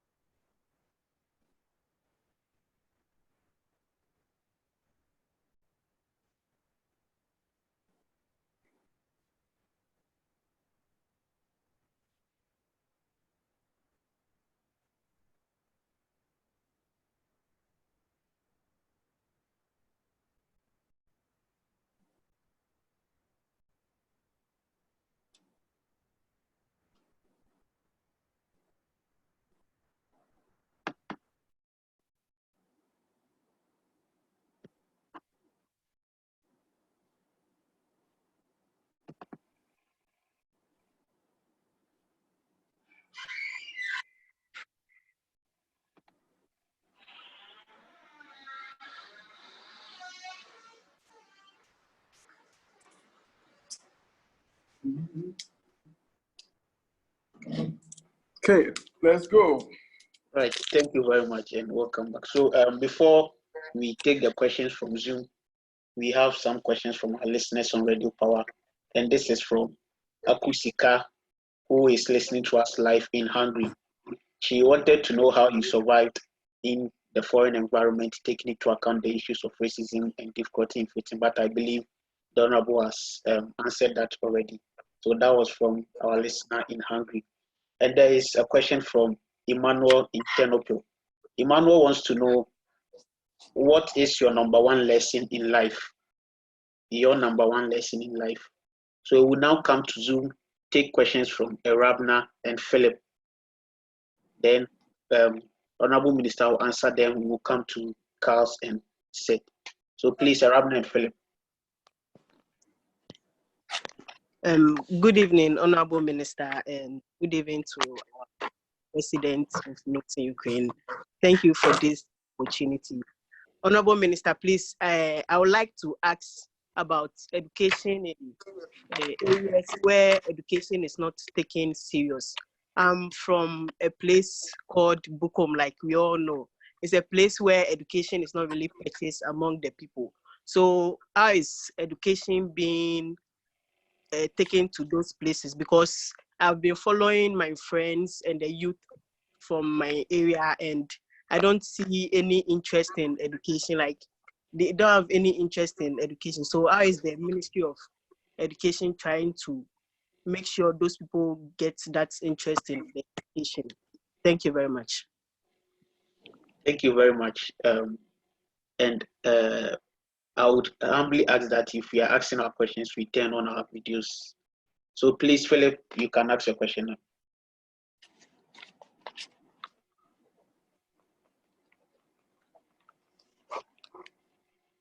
Honorable Philip.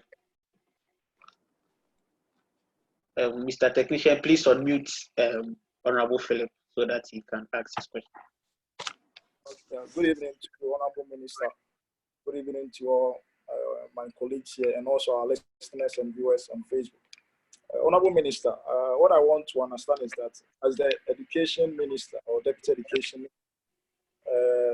do Ghanaians or do Ghanaian students abroad fall under your jurisdiction?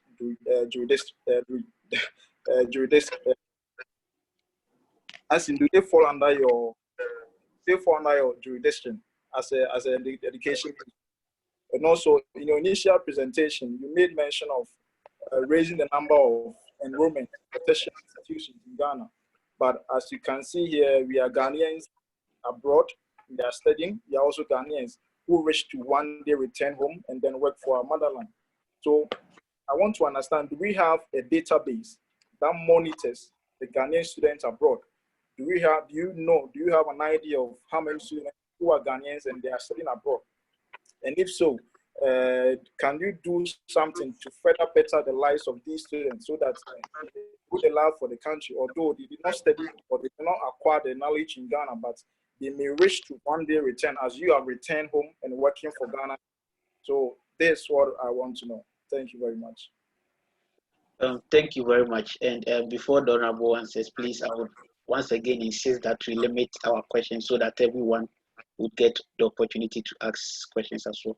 So, Honorable Minister, please, you may answer the question. Yeah, I think the question was about do Ghanaian students abroad fall under jurisdiction of Ministry of Education. I'll tell you this, you directly fall under the jurisdiction to a large extent of Ministry of Foreign Affairs, because by virtue of your location, the embassies work with you closely. You definitely have, and the embassies, I know a number of them, they have databases of all Ghanaian students so far as you register through them. And then as you know, there are two categories, those who are doing their own funding and there are others who may be on government scholarship. And in either of those cases, of course, the government of Ghana is interested in your well-being, knowing that you can also come and serve your country. Just like you said, in my case, I paid myself through school all the way from master's to PhD level and postgraduate diploma in education. But I'm here now, serving the people of Ghana. So yes, you work mainly with foreign affairs, but if there are any issues bordering on the education side of things, of course, we are available to support your efforts and make sure that you can also transition back and support the development challenges of our nation. I say development opportunities. There are so many opportunities in Ghana, and so far as you are willing to open your eyes to opportunities, you are going to see a lot of them. There's a question from my brother from Bukom, where he talks about education not taken seriously. You see, there are a number of times when we kind of blame the victim.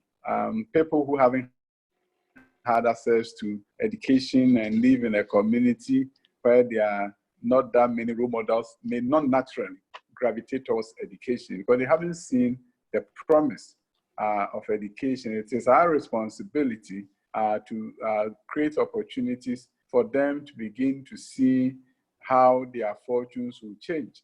I'll challenge my brother that if he can, Emmanuel, I think it's, no, not Emmanuel, the another one who talked about It's Duke. I'll challenge you, Duke, right? Yes, please. Yes. If you liaise with some of your friends, we can start something there that will help people change that mindset. You really have to, in those communities, you have to create what I call a pipeline. What you do is that you select a group of students who are very bright. You start teaching them on Saturdays to become engineers and doctors and other professionals, and you start opening their eyes through counseling to the opportunities that exist in the field. You do field trips for them. You take them from Bukom to University of Ghana campus so that they know how a university environment is like. in about 5, 10 years time, you begin to see transformation at Bukom like we've never seen before. But it's not something that you just watch and it changes. No, you have to be proactive. You have to be progressive minded and begin to look at things you can do to create a pipeline. So that, because children at Bukom are so resilient, they are so talented, and with some innovation and creative kind of opportunity given to them, you'll be amazed how they will progress and move up. They are more hungry for knowledge than some of us are. We just have to open their minds to it, change the mindset. If a child from Bukom is taken to the Ministry of Education, for example, meets the minister and other things, he goes back saying, whoa, one day I want to be at that place. I want to be at that office. And that is how you change them. So I won't give up on them. If you WhatsApp me, we'll liaise with you since you know the place.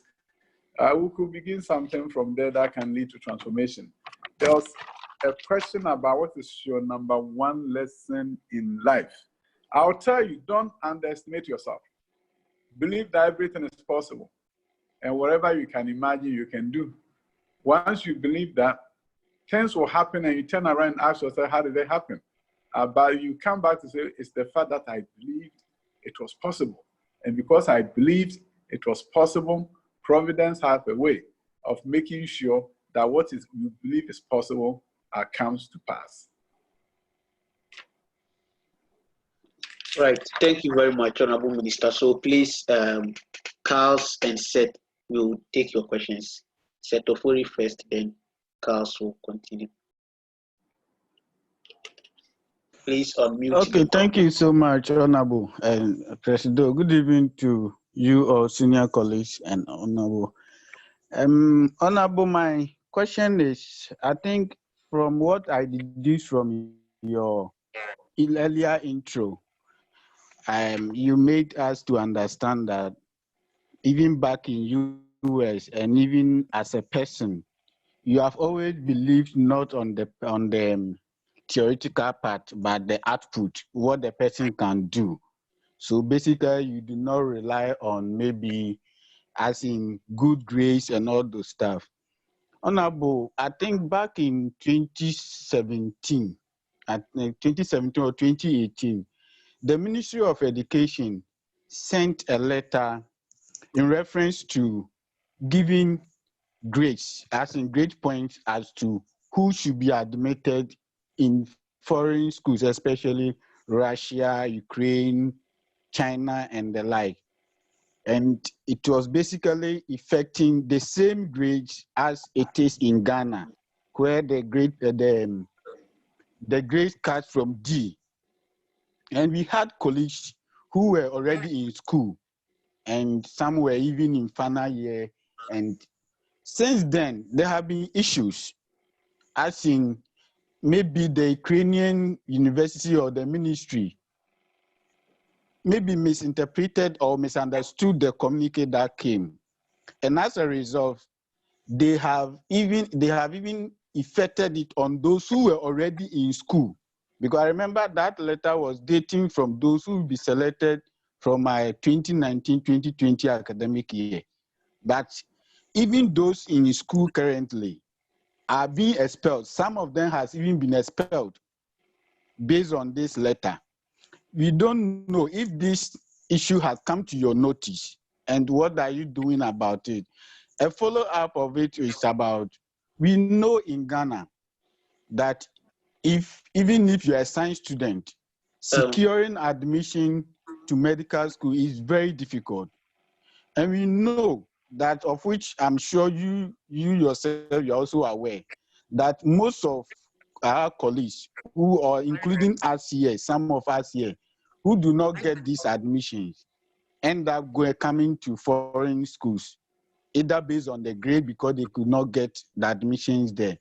And for some reason, some also come and they are put in pre-med. Honorable, the money some of these countries are generating from us for us to be able to get our certificate and come back home, where we are eventually recognized and accepted into the system. Sometimes some of us, it takes us 8 years instead of the normal 6 years to do medicine. For some that are coming to do engineering for 4 years, sometimes it has to take them 6 years or 4 years because they have to go preparatory faculty. Either they go to pre-med or preparatory engineer because of their background. And at the end of the day, they come I'm and sorry, be accepted. Honorable said, please, because of our time, I ask that we limit our questions. Yes, sir, please. Please. I'm ending it soon, sorry. Because you Sir, is it possible if maybe your office could also initiate something like pre-med or preparatory faculty for our colleagues to be able to start education on same field in Ghana, sir? Thank you very much.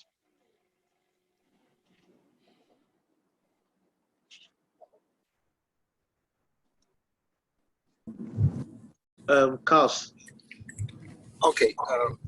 Good evening, honorables. Good evening, honorable, for finding time to speak to us.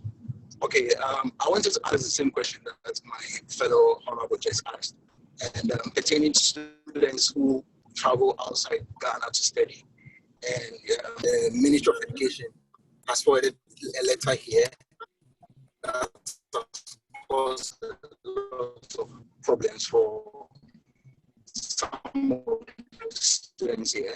I'm also a victim whereby I know final year students. In fact, I know final year students who are in the bed of being expelled due to a letter from the Ministry of Education. So it's just to add up to what my fellow honorable said. All right. Thank you. Then, please. My next Carls. Honorable Carls.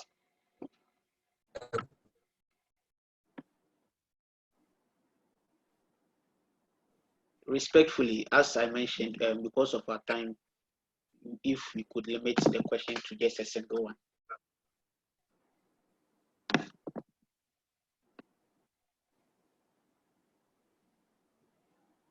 Dr. Luchu, please, you may answer the questions. Okay, I only have one question about access programs or what he called pre-med program. I think I don't come here knowing all the answers to some of the things that you may ask. When you talk about the communique, it's the first time I'm hearing it. So if you have copies of it and I get to see it, I'll check in with the Minister of State in charge of tertiary to find out what actually is going on in regards to that communique that went to universities. In terms of pre-med programs, I think you are spot on. In the US, there are programs like that. So these are things I'll bring to the attention of universities to begin to see, and the accreditation board to begin to see where you can do, if you don't have the requisite grades, you can do an access program or a pre-med program that can eventually get you into a university, whether in Ghana or abroad. So thank you, it's a great suggestion. All right, thank you very much. We will take our next questions from Facebook and our listeners on Radio Power. Miss Erica will read the questions out.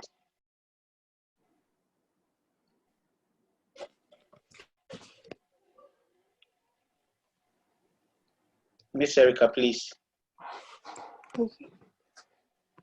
Okay, so from our listeners from Facebook, this one says, I don't know if anyone has asked this to the minister. Oh, okay, sorry. It's from Chris Ghana. He's saying, former president of NUGS. What initiatives is the ministry doing to help NUGS-UKRAINE? Because I have served NUGS-UKRAINE and I feel it is not prioritized.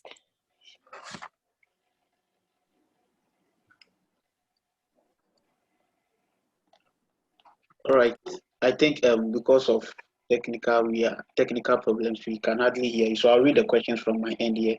The first question is there any way students here can apply for student loan since students in Ghanaian universities are enjoying same opportunities? Is there a way we can apply for student loan? And the second question is, this is from Chris listening to us live in Ghana. He served as a former president here in Ukraine. His question is, what incentives is the ministry doing to help NUGS-UKRAINE because he has served in NUGS and he feels that NUGS-Ukraine is not prioritized by the government of Ghana?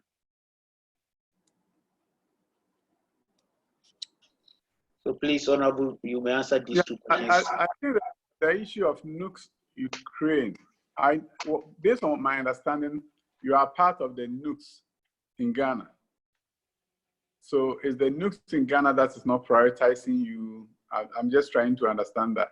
But at any rate, if there are any issues in those along those lines, you can we can take it offline. Send me some more background about it and how we can follow up on your behalf.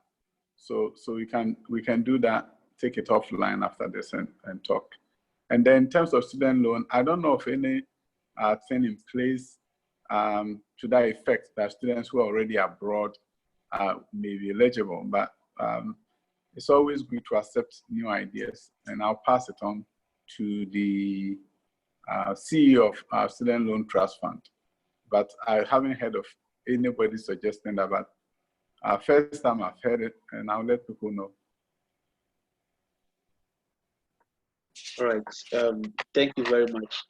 I think we'll take our final set of questions on Zoom. We'll take the questions from Peter Kwesi Sapon. We'll take questions from Bake, and then from Daviba James. I don't know if I pronounced it correctly. So please, in that order, Honorable Peter, Honorable Bake, and then Honorable Daviba would ask their questions. Thank you very much. Our final set of questions from Zoom. Thank you very much, and thank you, Honorable Minister, for making it for this invitation. I mean, we are grateful for that very, very well. Thank you. My question is a follow-up to what a colleague asked, Philip asked about the fact that whether diaspora students fall under your jurisdiction, and unfortunately, you noted that it's really directly under the Foreign Affairs Ministry. My impression is that I think because your ministry is more in charge of education and how Ghanaians, whether in Ghana or outside Ghana, will fare well in education, I believe that your outfit will really understand things concerning our education, whether we are in Ghana or outside Ghana, more than Foreign Affairs Ministry.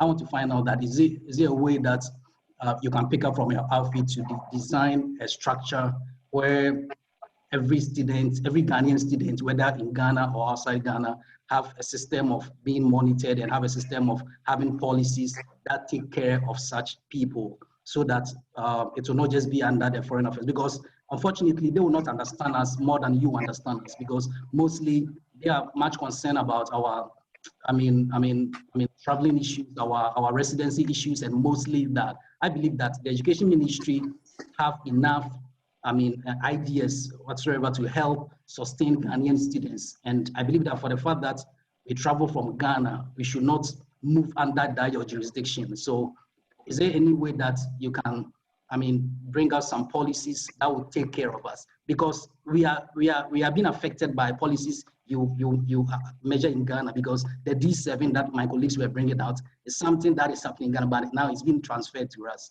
So if we are being affected by policies here, is there a way that you can design structures that will take care of us who are in the diaspora, that will not be affected much? Thank you. Thank you very much. Please, Big and James, shortly ask your questions.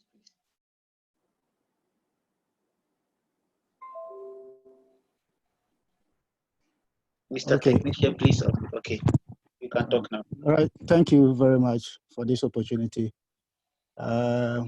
Please, Honorable, my question is that I want to know, because most foreign students, after completion, and when they get back home, the Ghana Medical and Dental Council for the registration of the exams, the fee has been raising up to $800, and mostly after schooling, 6 years of medical school, and then going back home, see that sometimes financially the students become constrained. They don't have enough financial support anymore. and that one has made it so difficult for them to register the exams. And apart from that, they have to register classes to undergo training, practice before they can go and write the dental exams. And when I did my research, other countries, I've noticed that when they go and they want to write their various country exams, the fee is about $200 to $300, as I've made the research on other places. But for Ghana, I don't know why it is $800. And if you have any knowledge about it, and what can you do to help for foreign students after completion, it will be easier for them to register and write the dental exams. Even our colleagues back home, I don't think they pay up to that. Thank you very much, Honorable Big. Please, Dabiba, in 30 seconds, ask your question.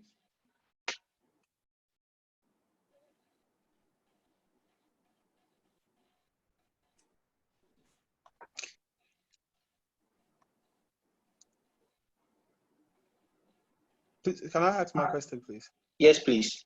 Shortly. Okay, very well. Good evening, fellow NUGS.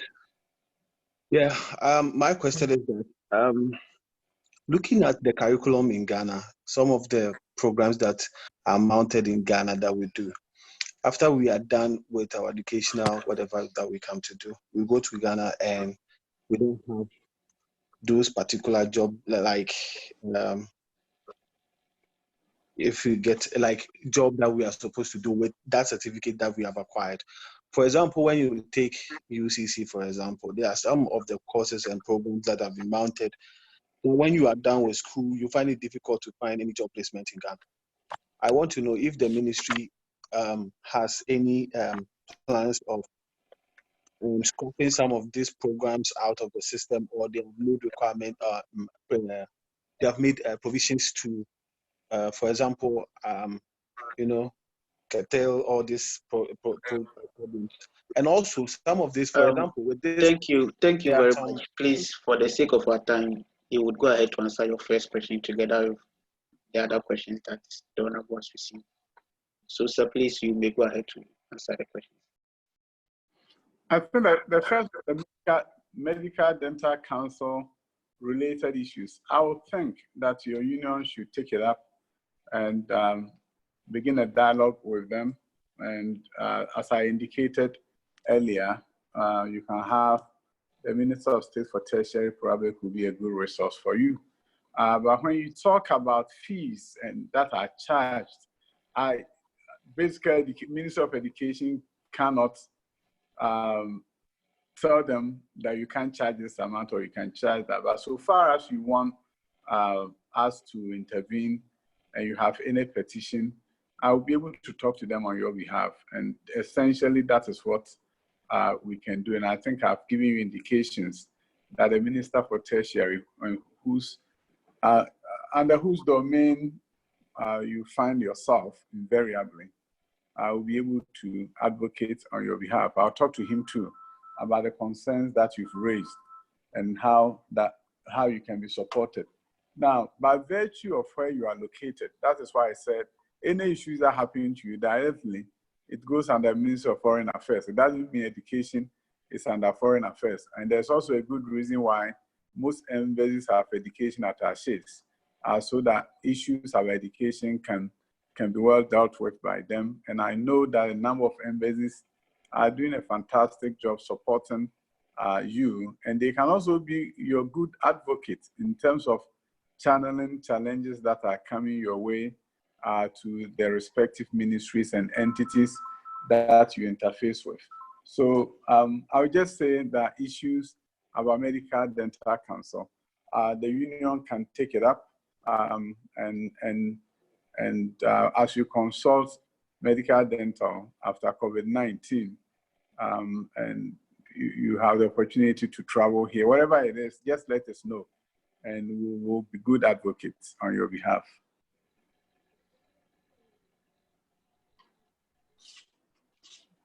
All right.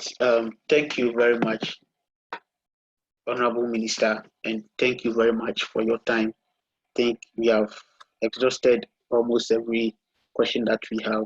We still have a lot of them here, but in your earlier answers to the questions asked, you gave answers to them. So we would go ahead. With us here on this platform is the national president of NUGS-UKRAINE, His Excellency Mustafa Abdul Mumin. And before we end this, he would want to say a few words and then give the vote of thanks as well. So please, Mr. President. Okay, thank you very much for the opportunity. As soon as you said His Excellency, I'm very sure the minister raised his eyebrow. It was, who's that? Please, when the minister... No, I did not. You are in your domain. I did not. You are in your domain. So be Your Excellency. So when the minister is around, you say Mr. Mustafa Abdul Mumin, but when he's not around, you say His Excellency. Anyways, it has been a wonderful moment with the Honorable Minister. I would want to first of all thank each and everyone here, and we've had a wonderful interaction with him. He has been very open to us, shared some part of his life with us, and more specifically, he has also understood that he has a lot of fun here from Ukraine, to the extent that people know some of his quotes. They are able to retain his quotes and then repeat it to him. So, Honorable Minister, we are pleased, and we as youngsters, I should say, we look so much up to you, and we are more than grateful. And to be very frank, your speech in Kenya was a marvelous one, to the extent that Kenyatta was clapping and was looking at you surprised. So it is a wonderful moment with you today, and I should say that you're a spirit of hope to youngsters, and more specifically, we feel like some of the initiative that you're putting in place is to change the educational system, but that can only be done gradually. I know you have so many ideas, like some of the things you said in Kenya about them building an aviation school that would start from primary to as soon as the children begin, they start till university, till the end. I'm very sure that you would want to do some of these things in Ghana, but it's a gradual process. So we as students here are grateful for your work, and we are more than grateful for you making yourself available here. And to each and everyone who is here, we say thank you very much for making yourself available. The Honorable Minister is our very first speaker. I'm very sure we would have speakers later. And with this kind of interaction that we've had with the Honorable Minister, I'm very sure the next time we invite him again, he will come. Honorable Minister. I'll be there. Okay, so on this note, my team, based on some of the amazing things that you've done around, we wanted to present you with a citation, but because of distance, it's not possible to give it to you physically now. So we've also still gone back to the online system. Since we are looking at the screen, I'll share my screen and we'll read your citations. Okay, so basically, this is the citation from the National Union of Ghana Students, Ukraine, in honor of Honorable Dr. Osei Yaweduchum. Having begun from a humble home and environment in Jachibosomtri district, you have risen far beyond the limits placed on humble beginnings to the very enviable position of Deputy Minister of Education of the great nation of Ghana, and the Member of Parliament representing the people of Bosumtwi constituency. Through hard work, determination, and the insight for progress, you have propelled through the times amidst the setback, the hurdles and obstacles.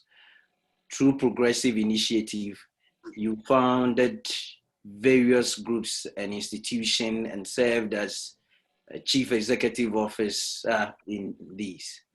To us as international students, you are the very epitome of determination, success, and progress. your achievement now, and without a shred of doubt, those achievements to come only instill us the strength, only instill us and strengthens our belief in the adage, dreams don't work unless you do. You are a true symbol of excellence. We are thankful to you for taking time off your busy schedule to speak and encourage us to follow our dreams. We at NUGS-UKRAINE will remember this gesture and adhere to all that you have said to us. Doctor, Yamawamu, Yadawa Yamin Shrow, Apem so, my NUGS-UKRAINE, Aluta Continua, Victoria. Thank you very much. And thank you. It will be a great pleasure that after COVID-19, when we come to Ghana, we would visit you in your office with this citation. I'm very sure Samuel Afari would come with us. Thank you so much. This is my first ever online citation. Maybe one of the first in the world. we as you've always advised, we are making history. Yes. Thank you very much once again, Honorable Minister. And thank you. Bye-bye. Thank you. So thank you. Bye. Thank you. Thank you very much, Presido, and thank you very much, Honorable Minister, for your time. Everything that you said, we should take it up, and your office is going to assist us in doing all that. We are going to put all that into actions, and then at the appropriate time, you will come to your office for the necessary help. All too soon, we have come to the end of today's meeting with the Honorable Minister. I would humbly ask Mr. Abdulaziz to give us the Muslim prayer as we close today's program.